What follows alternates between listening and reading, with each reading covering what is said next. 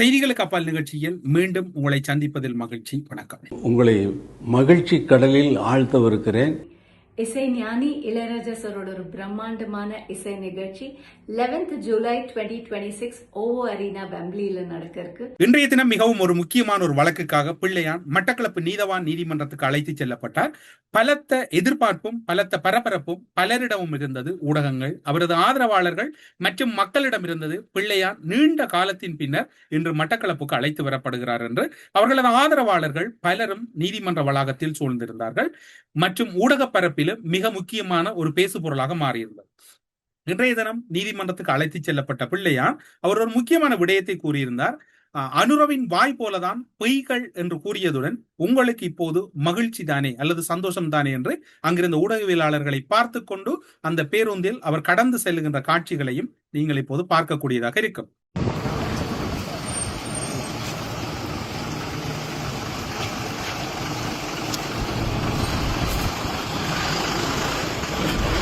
உங்கள் மீது அரசாங்கம் பல குற்றச்சாட்டுகள் முன்வச்சிருக்கு, என்ன சொல்லுவாருங்க? குற்றச்சாட்டு அனுரோட வாயை போல எல்லாமே போய் உங்களுக்கு சந்தோஷமான விஷயம்.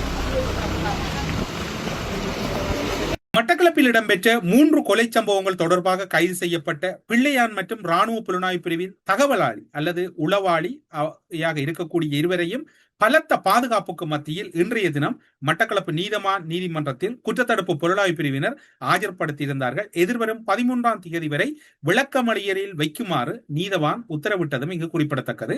அதேவேளை அனுரவின் வாயை போலவே பொய் என்று பிள்ளையான் அவர்கள் கூறியதும் இன்று ஊடகப்பரப்பிலே மிகவும் முக்கியமான ஒரு விடயமாக பார்க்கப்பட்டது அல்லது முக்கிய விடயமாக இடம் பிடித்திருந்தது. இந்த சூழ்நிலைகள் கிழக்கு பல்கலைக்கழகத்தின் முன்னாள் உபவேந்தர் பேராசிரியர் ரவீந்திரநாத் அவர்கள் கடத்தல் காணாமலாக்குதல் தொடர்பில் சந்தேகத்தின் அடிப்படையில் 2025 ஏப்ரல் 7ஆம் தேதி குற்றத்தடுப்பு புலனாய்வு பிரிவினரால் பிள்ளையான் அவர்கள் அவரது காரியாலயத்தில் வைத்து, வாவிக்கரை பகுதியில் இருக்கக்கூடிய காரியாலயத்தில் வைத்து கைது செய்யப்பட்ட பின்னர் தான் அவர் மீதான வழக்குகள் தாக்கல் செய்யப்பட்டன அல்லது பல வழக்குகளில் அவர் பெயரிடப்பட்டதும் இங்கு சுட்டிக்காட்டத்தக்கது. இதனையடுத்து குற்றத்தடுப்பு புலனாய்வு பிரிவினர் விசாரணையில் பிள்ளையான் வழிகாட்டுதலின் கீழ் மட்டக்களப்பு மற்றும் அதனை சுற்றியுள்ள பகுதிகளில் கடத்தப்பட்டதாக கூறப்படும் 5 முக்கிய மனித படுகொலைகள் தொடர்பான ரகசிய தகவல்களை சேமித்திருந்தார்கள். இந்த ரகசிய தகவல்கள் சேமிக்கப்பட்டதை உறுதி செய்வதற்காக 3 முறை மட்டக்களப்பு பகுதிக்கு குற்றத்தடுப்பு புலனாய்வு பிரிவினுடைய பணிப்பாளர் சாணி அபயசேகர வந்து சென்றிருக்கிறார். கடந்த வாரமும் கூட அவர் வந்து சென்றிருந்தார். கடந்த வாரம் வந்து சென்ற போது டிஎம்பிபி, அதாவது பிள்ளையானுடைய கட்சியினுடைய மிக முக்கியமான பெயர் சொல்லக்கூடிய ஒரு சில சகாக்களை ரகசியமான முறையில் சந்தித்ததோடு பல ஆவணங்களையும் அவர் பெற்று சென்றிருக்கின்றமை இங்கு சுட்டிக்காட்டத்தக்கது. இது இன்றைய தினம் வரையும் ரகசியம் காக்கப்பட்டது என்று வழக்கு நீதிமன்றத்திலே வருவதனால் அதனால் தான் நேற்றைய தினம் அல்லது நேற்று முன்தினம் இதில் முழுமையான தகவல்கள் சமர்ப்பிக்கப்படவில்லை. அவர் மிக முக்கியமாக கருதப்படக்கூடிய அந்த கட்சியில் இருக்கக்கூடிய மிக முக்கியமானவர்கள் 2 அல்லது 2க்கு மேற்பட்டவர்களிடம் தகவல்கள் சேகரித்திருக்கின்றார். அவர்களும் மிக நம்பகமான தகவல்களை வழங்கி இருப்பதாக குற்றத்தடுப்பு புலனாய்வு பிரிவினுடைய தகவல் அறிக்கை கூறுகின்றது.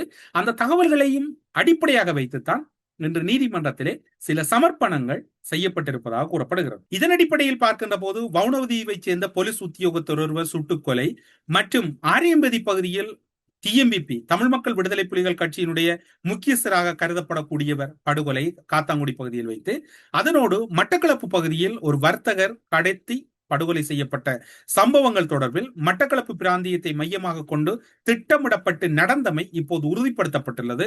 இது தொடர்பாக காத்தாங்குடியைச் சேர்ந்த முகமது ஜிபான் மற்றும் முகமது சாகித் ஆகியோரை கடந்த வருடம் 2025 நவம்பர் மாதம் குற்றத்தடுப்பு புலனாய்வு பிரிவினர் கைது செய்திருந்தார்கள்.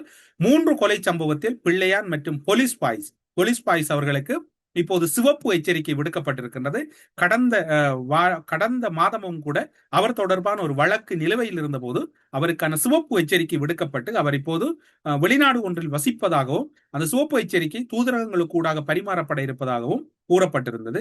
முகமது சியான் மற்றும் முகமது சாகித் தொடர்பு பட்டிருந்தனர். இந்த 4 பேருக்கும் எதிராக மட்டக்களப்பு நீதவான் நீதிமன்றத்தில் கடந்த 15ஆம் தேதி குற்றத்தடுப்பு புலனாய்வு பிரிவினர் வழக்கு தாக்கல் செய்ததை அடுத்து வழக்கை விசாரணைக்கு நீதவான் இன்றைய தினம் எடுத்துக் கொண்டிருந்தார்.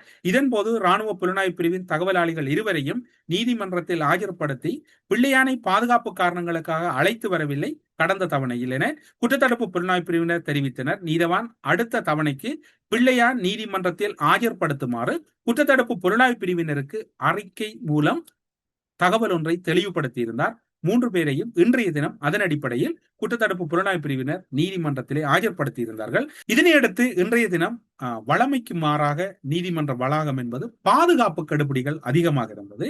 பாதுகாப்பு கெடுபிடிகள் அதிகமாக இருந்ததோடு மட்டுமல்லாது பலரும் பரிசோதனைக்கு உட்படுத்தப்பட்டார்கள். அந்த அடிப்படையில் இந்த வழக்கு இன்றைய தினம் இடம்பெறுகிற போது நீதிமன்றம் பலத்த பாதுகாப்புகளுக்கு உள்ளாகி இருந்ததும் இங்கு குறிப்பிடத்தக்கது. இதன்போது வழக்கை விசாரணைக்கு எடுத்துக்கொண்ட போது பிள்ளையானி தரப்பு சட்டத்தரணிகள் சில சமர்ப்பணங்களை நீதிபதி முன்னிலையில் சமர்ப்பித்திருந்தார்கள். பிள்ளையானுக்கு எதிராக குற்றத்தடுப்பு புலனாய்வு பிரிவினரால் தொடரப்பட்ட வழக்கு மட்டக்களப்பில் இடம்பெறுவதாகவும் கடந்த 2015 ஆண்டு மட்டக்களப்பில் பிள்ளையானுக்கு எதிராக தொடரப்பட்ட வழக்கு அவரை மற்றும் சிறையில் வைத்திருந்ததாகவும் தற்போது பெலிசரை கடற்படை சிறையில் சிறை கைதிகளுக்குரிய உரிமைகள் வழங்கப்படுகிறது என சந்தேகிப்பதாகவும் அவர் ஒரு பாராளுமன்ற உறுப்பினர் அமைச்சராக இருந்தவர், எனவே அவரின் நலனை கருத்தில் எடுத்து மட்டக்களப்பு சிறைச்சாலையில் வைக்குமாறு நீதவானிடம் ஒரு கோரிக்கை அல்லது சமர்ப்பணம் வைத்திருந்தனர். இதேவேளை சந்தேக நபரான முகமது சஹீத் தனக்கு வாக்குமூலம் அளிப்பதற்கும் மேலதிக நேரம் வேண்டும் என்கின்ற ஒரு கோரிக்கையை நீதவானிடம் முன்வைத்த போது 3 பேரையும் எதிர்வரும் 13ஆம் தேதி வரை விளக்கமறியல் வைக்குமாறு உத்தரவிட்டதுடன் சஹீத் தனக்கு நேரம் கேட்டதை அடுத்து நீதவான் வாக்குமூலத்தை வழங்குமாறு அவருக்கான உத்தரவையும் இங்கு பிறப்பித்திருந்தார். அது மட்டுமல்லாது கல்லடி பாலத்துக்கு அருகில் இருக்கக்கூடிய ஒரு காணி வழக்கிலும் பிள்ளையானுடைய பெயர் குறிப்பிடப்பட்டுள்ளதாக நீதிமன்றத்திலே தெரிவிக்கப்பட்டது. இந்த சம்பவங்களை அடுத்து வழக்கை எதிர்வரும் ஐப்பசி மாதம் 19ஆம் தேதி வரை ஒத்திவைத்து 19ஆம் தேதிக்கு இந்த வழக்கை ஒத்திவைத்தார். இதேவேளை பிள்ளையானுக்கு நீதிமன்றத்தில் அழைத்து வரப்படுவதை அடுத்து பலத்த பாதுகாப்பு ஏற்பாடுகள், வழமைக்கு மாறான ஏற்பாடுகள் எல்லாம் இங்கு இடம்பெற்றிருந்தது குறிப்பிடத்தக்கதாக இருக்கிறது. இந்த சூழ்நிலையில் இன்னும் ஒரு விடயம் அங்கிருந்தவர்கள் பலரால் உரையாடப்பட்டிருக்கின்றது. இன்றைய தினம் பிள்ளையானுக்கு ஆதரவாக ஒருவேளை மட்டக்களப்பு நகர்பகுதியில் ஆதரவான ஒரு பேரணி இடம்பெறலாம் என்றும் எதிர்பார்க்கப்பட்டது. ஆனால் அந்த பேரணி அச்சத்தின் காரணமாக அல்லது இந்த விசாரணைகளுக்கு எதிராக இவ்வாறான ஆர்ப்பாட்டங்கள் செய்வதனால் கைவிடப்பட்டதா என்கின்ற சந்தேகம் ஊடக பரப்பில் எழுப்பப்படுகிறது. அது மட்டுமல்லாது இன்று பிள்ளையானுடைய ஆதரவாளர்கள், பிள்ளையானுடைய முக்கியஸ்தர்கள் பலர் இன்றைய தினம் அந்த பகுதிக்கு வந்திருந்தார்கள். அந்த பகுதிக்கு வந்திருந்தவர்கள் பிரதேச சபை உறுப்பினர்கள், கட்சியின் மகளிர் அணி பொறுப்பாளர்கள், இளைஞர் அணி பொறுப்பாளர்கள் என்று பல தரப்பட்டவர்கள் வந்திருந்தார்கள். அவர்களுக்கிடையில் ஒரு உரையாடல் இடம்பெற்றதையும் யாரும் இங்கு மறந்துவிட முடியாது. அந்த கட்சியினுடைய பொதுச் செயலாளராக இருக்கக்கூடிய பிரசாந்தனை காணவில்லை.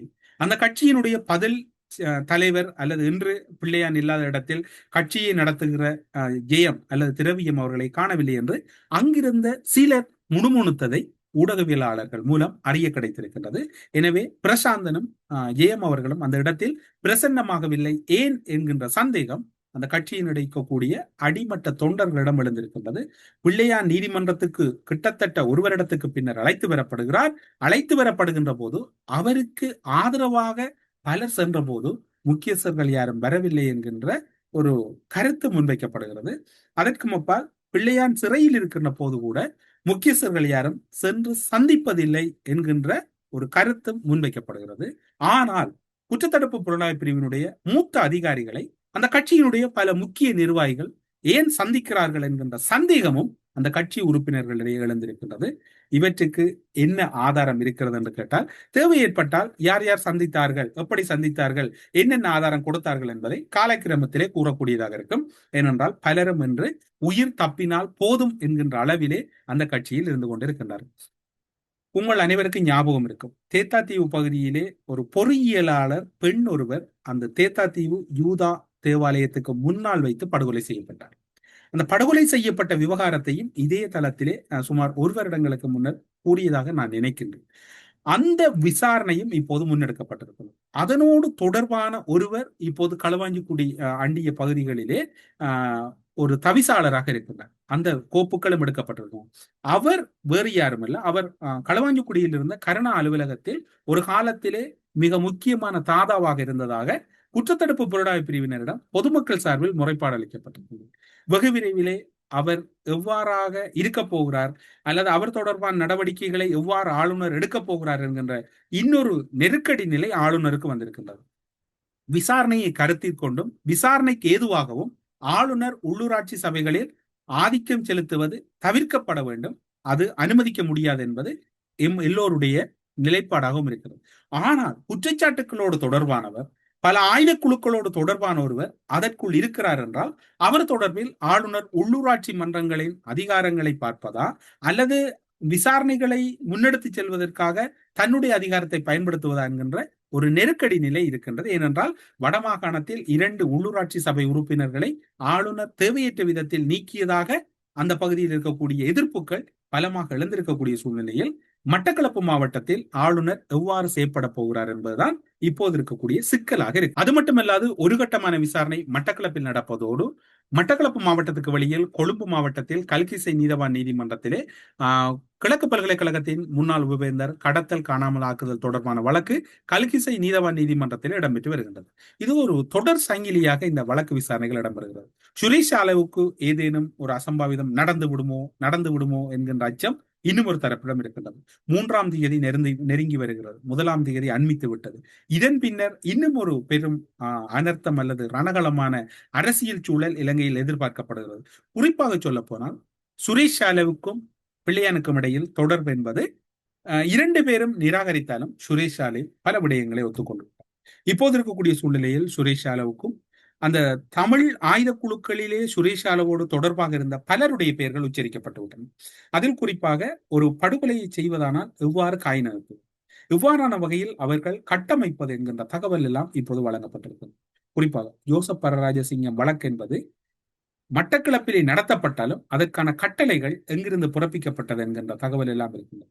இந்த கட்டளைகள் எங்கிருந்து உருவாக்கப்படுகிறது, அந்த கட்டளைகளுக்கு பொறுப்பாக யார் யார் இருந்தார்கள் என்கின்ற கேள்விகள் எல்லாம் இப்போது அடுக்கடுக்காக அடுக்கப்பட்டுக் கொண்டிருக்கின்றன.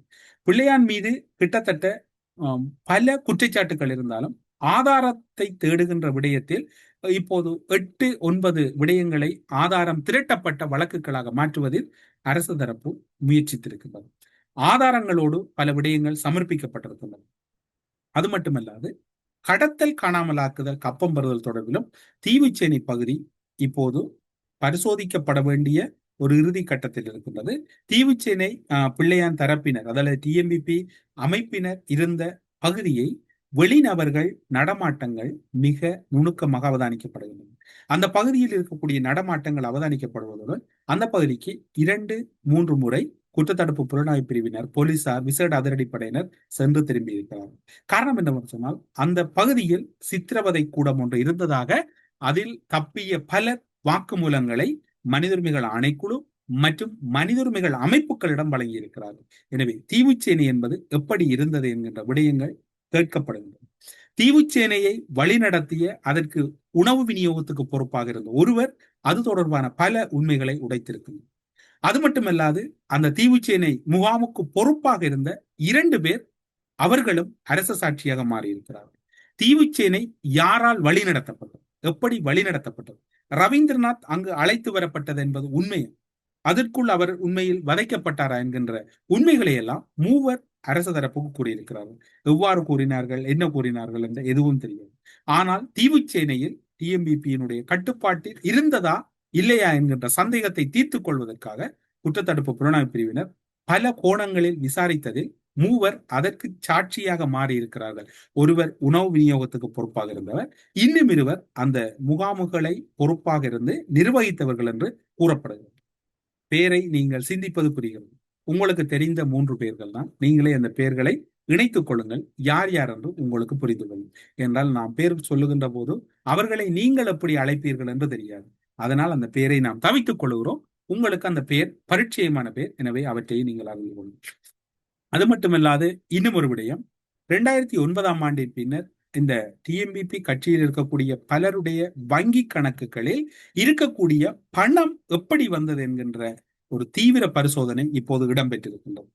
பலர் இப்போது பல வியாபாரங்கள் அல்ல பல முதலீடுகளை செய்து கொண்டிருக்கிறார்கள். அவர்கள் இன்றைய தினத்துக்கு முன்னர் அந்த அது தொடர்பான இறைவரி திணைக்களகத்தால் வழங்கப்பட்ட அல்லது இறைவரி திணைக்களகத்தின் அறிவுறுத்தல்களை பின்பற்றி இருக்க வேண்டும் என்று கூறப்படுகிறது. அவைகள் பின்பற்றாது விட்டால் அல்லது அந்த சொத்துக்கள் எப்படி வந்தது, வடமாகாணத்திலும் ஆயுத குழுக்கள் சொத்துக்கள் எப்படி வந்தது, உழைப்பில்லாமல் அவர்களிடம் பொருளாதாரம் எப்படி மேம்பட்டது என்கின்ற தேடல் இன்னும் ஒரு தரப்படம் இருக்கிறது. எனவே இப்போது இருக்கக்கூடிய சூழ்நிலையில் எது எப்படி இருக்கும் என்று யாருக்கும் தெரியாது. ஆனால் விசாரணைகள் தீவிரப்படுத்தப்பட்டிருக்கின்றன. ஏன் இந்த விசாரணைகளை அடுத்த கட்டத்துக்கு இவர்கள் கொண்டு செல்வார்களா? இவர்கள் அடுத்த கட்டத்துக்கு எடுத்துச் செல்வதற்கு முதல் நாங்கள் ஆட்சி கவிழ்ப்பை செய்து விடுவோம், புதிய ஆட்சி வந்தால் நாங்கள் விடுதலை ஆகிவிடுவோம், இவ்வாறு பேசுகிறவர்கள் மீதெல்லாம் நாங்கள் பழையது போன்று நடவடிக்கைகளை எடுப்போம். ஏன் இவ்வாறு விமர்சிக்கிறார்கள்? விமர்சிப்பவர்கள் மீதெல்லாம் எங்களுடைய ஆட்சி வந்தவுடன் வழக்கு பாயும் என்கின்ற அளவிலும் கூட தென்னிலங்கையில் இப்போது மிரட்டல்கள் ஆரம்பிக்கப்பட்டிருக்கின்றன. என்ன மிரட்டல்கள் ஆரம்பிக்கப்பட்டாலும் இந்த அரசை பொறுத்தவரையில் ஆட்சியை இழந்தாலும் பரவாயில்லை, ஆனால் அவர்கள் இந்த நடவடிக்கையிலிருந்து மாறப்போவதில்லை என்பது அவர்களுடைய நிலைப்பாடாக இருக்கின்றது. அதற்கு என்ன விலையும் கொடுக்க தயார். பிள்ளையானையும் கைது செய்ய தயார், மஹிந்தவையும் கைது செய்ய தயார், நாமலையும் கைது செய்ய தயார், கோட்டாவையும் கைது செய்ய தயார். யாரையும் விடுவதற்கு நாம் தயாரில்லை என்பதில் மட்டும் இந்த அரசு குறியாக இருக்கிறது. இறுதியாக ஒரு காட்சி நீங்கள் இப்போது பார்க்கலாம். இறுதியாக ஒரு காட்சி நீங்கள் பார்த்திருப்பீர்கள். 2015 ஆண்டு சிறையில் இருந்து வென்ற நெல்சன் மண்டேலா என்றெல்லாம் கூறுகிறார். நெல்சன் மண்டேலாவோடு பிள்ளையானை ஒப்பிடலாமா என்றால் அது தெரியாது. ஆனால் அது அவர்களுடைய மனச்சாட்சிகளுக்கு விட்டு விடுகிறது. நெல்சன் மண்டேலாவுக்கும் பிள்ளையானுக்கும் இடையில் எந்த வகையில் அவர்களுக்கு இடையில் சமாந்தரம் இருக்கிறது என்று அவர்களை ஒரு முறை அவர்களை சுய பரிசோதனை செய்து பார்க்கட்டும். இன்றைய தினம் பிள்ளையானை நோக்கி அவருடைய ஆதரவாளர்கள் கை அசைக்கின்ற போது மிகவும் கடந்த காலங்களில் கையசைக்கின்ற போது இருந்த கூட்டத்துக்கும் இப்போது வந்திருக்கிற கூட்டத்தையும் பார்த்தால் இந்த கூட்டம் மெல்ல மெல்ல சிறு குறுகி கொண்டு போவதை அவதானிக்கக்கூடியது. பிள்ளையான் அவர்கள் அந்த இடத்திலிருந்து நகர்ந்து செல்கிறார். அவருடைய ஆதரவாளருடன் கையசைத்தது அல்லது புன்முறுவல் பூத்ததை தவிர எதனையும் அவரால் செய்ய முடியவில்லை. என்றால் அதற்கான அவகாசம் அழைத்து வந்து சிறை அதிகாரிகளால் வழங்கப்படவில்லை. என்றால் அவர் பயங்கரவாத தடுப்பு சட்டத்தின் கீழ் கைது செய்யப்பட்டிருப்பதனால் அதற்குரிய நடைமுறைகளையும் அவருடைய பாதுகாப்பு நலன் கருதியும் அவர்கள் இந்த நடவடிக்கைகளை மேற்கொண்டு வருகின்றனர். ஆனால் இப்போது இருக்கக்கூடிய சூழ்நிலையில் இந்த வழக்கு விசாரணைகள் எவ்வாறு அடுத்த கட்டத்தை நகரும், எவ்வாறு அடுத்த கட்டத்துக்குள் எடுத்துச் செல்லப்படும், இதற்கான ஆதாரங்கள் இருக்கிறதா என்ற கேள்விகள் இன்னும் பலரிடம் இருக்கிறது. ஒரு விடயத்தை கூறுகிறது. ஒரு கட்டத்திலே இனிய பாரதி பல விடயங்களுக்கு பிள்ளையான் மீதான குற்றச்சாட்டுக்களை திணித்திருப்பதாக கூறப்படுது. பிள்ளையானுடைய அறிவுறுத்தலில் செய்யப்பட்டதாக சில தகவல்கள் இனிய பாரதியால் கூறப்பட்டதாக குற்றத்தடுப்பு புலனாய்வு பிரிவினுடைய தகவல் திரட்டுக்கள் கூறுகின்றன. இவ்வாறாக இருவரும் மாறி மாறி இருவருடைய பெயர்களையும் கூறியிருக்கிறார்கள். அவ்வாறான ஒரு வழக்கு தகவல் கூட வெகு விரைவிலே நீதிமன்றத்தை நாட இருப்பதாக கூறப்படுகிறது. இவ்வாறு இதில் என்ன ஒரு பரிதாபம் என்று சொன்னால், ஈழ விடுதலை போராட்டத்துக்கு கருணா துரோகம் செய்கிறார், கருணாவுக்கு பிள்ளையான் துரோகம் செய்கிறார், அதன் பின்னர் கருணாவும் பிள்ளையானும் இணைகிறார்கள், அதன் பின்னர் பிள்ளையானோடு இருந்தவர்கள் பிள்ளையானுக்கு துரோகம் செய்கிறார். அந்த துரோகம் என்பதற்கு அந்த துரோகத்தில் யார் ஈடுபட்டாலும் அது இறுதி நிமிடம் வரையும் அதனுடைய படிமுறை என்பது துரோகத்தில் தான் முடிந்து விடுகிறது. உதாரணத்துக்கு சொல்ல போனால் யூதாஸ் கரியோத்து இயேசுநாதரை காட்டி கொடுத்த பின்னர் யூதாஸ் கரியோத்தினுடைய நிலை கூறி குறுகி எவ்வாறு அவருடைய இறுதி காலங்கள் முடிந்தது என்பதற்கு அந்த கத்தோலிக்க திருச்சபையினுடைய வேதாகமும் சில ஆதாரங்களை கூறுகிறது. அது நாங்கள் கூறலாம் கிறிஸ்துவுக்கு நாங்கள் அறியாத காலம் அவை ஒரு சரித்திர கதை என்று. இப்போது அவை தத்துருவமாக இடம்பெறுகிறது. ஈழ விடுதலை போராட்டத்தில் தமிழ் தேசிய தலைமைக்கு கருணா இழைத்தது துரோகம். கருணா பிரிந்து வந்து கிழக்கை மீட்போம் என்ற போது கருணாவும் பிள்ளையானும் ஒன்றாக இருந்தால் நல்லதல்ல என்று கோட்டாபாய சிந்தித்த போது கோட்டாபாய தான் என்னுடைய தேசிய தலைவர் என்று பிள்ளையான் நினைத்து கொண்டு கருணாவை காட்டி கொடுத்தார். அதன் பின்னர் பார்த்தால் பிள்ளையானிடம் கருணாவிடம் இருந்து வந்த இனிய பாரதி பிள்ளையானுடன் இணைகிறார். பிள்ளையானிடம் இருந்து இனிய பாரதி மீண்டும் துரோகத்தின் பெயரால் இனிய பாரதி வெளியேறுகிறார். இப்போது பிள்ளையானோடு இருந்த பலர் பிள்ளையானுக்கு எதிராக சாட்சி சொல்ல ஆரம்பித்திருக்கிறார்கள். இந்த இயற்கை நியதியிலிருந்து கடவுளை நாங்கள் விட்டு விடுவோம் என்று சொல்லுவோம். கடவுள் சிலவற்றை பார்க்க மாட்டார், பார்த்தாலும் தண்டனை வழங்க மாட்டார் என்று. இயற்கை நீதியிலிருந்து யாரும் விடுபட முடியும். இயற்கை கட்டமைக்கின்ற செயற்பாடுகளிலிருந்து யாரும் தவித்து விட முடியாது. இப்போது எல்லோரும் இப்படியான காணொலிகளை பார்க்கின்ற போது உடனடியாக அதனுடைய ஆரம்பத்திலே அதற்கு வைக்கப்படுகின்ற பிம்பம் பிரதேசவாதம். இது பிள்ளையான் மீதான தனிப்பட்ட கோபம், இது பிள்ளையான் மீதான தனிப்பட்ட வன்மம் என்கின்ற ஒற்றை கருத்தை எல்லோரும் கூறிவிட்டு கடந்து சென்று விடுவோம். எம்மை பொறுத்தவரையில் இயலாமையின் வெளிப்பாடு என்பது அந்த கருத்தை கருத்தால் மோத தெரியாது. இது பிரதேசவாதம் அல்லது பிள்ளையான் மீதான தனிப்பட்ட வன்மம். கிழக்கை மீட்க வந்த பிள்ளையான் மீது இப்படியாக அவதூறுகளை பரப்புவது என்பது சிலருடைய ஒரு சுயநலமாக இருக்கிறது என்பது பலருடைய சிந்தனைகளாக இருக்கிறது. அதற்கு புலம்பெயர்ந்த நாடுகளில் இருக்கக்கூடியவர்களும் விதிவிலக்கல்ல. எல்லோரும் உடனடியாக கேட்பது பிள்ளையான் என்னத்தை செய்து விட்டார், மற்றவர்களை செய்யாதையா பிள்ளையான் செய்தார். மற்றவர்கள் செய்யாததை செய்தது என்பதை விட மற்றவர்கள் செய்யாத விடயத்தை இவர் செய்தார் என்பதுதான் இப்போது இருக்கக்கூடிய பிழையாக இருக்கு. எப்போதும் எல்லாவற்றிலும் அறம் இருக்க வேண்டும் என்று கூறுவார். ஆனால் இந்த காணொலியை பார்க்கின்ற பலருக்கு விருப்பம் இருக்கலாம், மகிழ்ச்சி இருக்கலாம், அல்லது வெறுப்பு இருக்கலாம், அல்லது அதிருப்தி இருக்கலாம். ஆனால் நாம் கூற வேண்டியதை கூறியாக வேண்டியிருக்கும். கிழக்கு மண் மீட்க வந்தவர்கள் இப்போது என்னத்தை மீட்டிருக்கிறார்கள் கிழக்கு, அல்லது கிழக்கு மாகாணத்தில் இருக்கக்கூடிய மக்களுக்கு வீட்டு வசதிகள் நிறைவடைந்து விட்டார். பிள்ளையானுக்கு கால அவகாசம் கொடுத்திருந்தால் செய்திருப்பார். ஒரு தனி மாகாண சபை ஆட்சி காலத்திலே மாகாண சபையின் முதலமைச்சராக, அதன் பின்னர் ராஜாங்க அமைச்சராக இருந்தார். கிடைத்த நாட்களில் ஆக குறைந்தது அத்தனை குடும்பங்களுக்கும் ஒவ்வொரு கிணறும் ஒவ்வொரு மலசல குடும்பம் கட்டியிருந்தால் இன்றைக்கு அந்த மக்கள் கொண்டாடி இருப்பார். அதை தாண்டி ஒரு சில விடயங்களை வைத்துக் கொண்டு எல்லாவற்றுக்கும் பிள்ளையான் தான் காரணம் என்று கூற முற்படுவது என்பது ஒரு ஆரோக்கியமான அரசியலுக்கு நல்ல சகுனம் இல்லை என்பது எம்மில் இருக்கக்கூடிய பலரினுடைய நிலைப்பாடாக இருக்கின்றது. அதற்கு மாறாக மற்றவர்கள் யோக்கியவானா என்றால் அது நமக்கு தெரியாது. ஆனால் உங்களிடம் அதிகாரம் இருந்தது, நீங்கள் செய்தீர்களா? பிள்ளையான் அவர்கள் முதலமைச்சராக இருந்த போது அவருக்கு அதிகாரம் இருந்தது. அவருடைய அதிகாரத்தை முழுமையாக அனுபவித்தது யார்? எம்எல்ஏ ஹிஸ்புல்லா. ஹிஸ்புல்லா அனுபவித்தார். ஹிஸ்புல்லா தனக்கு தேவையானவற்றை செய்தார். அதன் பின்னர் இலங்கை தமிழரசு கட்சி மாகாண சபையில் முஸ்லிம் காங்கிரசுடன் தேனிலவில் இருந்தது. அன்று கிழக்கு மாகாணத்தில் அனுபவித்தது யார்?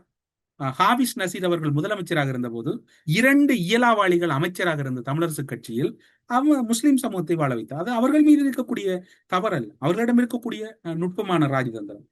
ரவுஃப் ஹக்கீம் அவர்கள் காத்தாங்குடி பிரதேசத்திலே உரையாற்றுகின்ற போது ஒருமுறை குறிப்பிட்டார், 7 ஆசனங்களை வைத்து தமிழ் தேசிய கூட்டமைப்பை ராஜதந்திர ரீதியாக நாங்கள் சுருக்கி விட்டோம் என்ற அதே தவறுதான் மீண்டும் நடைபெறப் போகிறது. பொறுத்திருந்து பார்ப்போம். கிழக்கு மாகாண சபை யாரிடம் வரப்போகிறது, யார் ஆட்சி செய்ய போறார், தேர்தல் இடம்பெறுமா என்றெல்லாம் எமக்கு தெரியாது. இது எம்மவர்களிடம் இருக்கக்கூடிய உரையாடல்.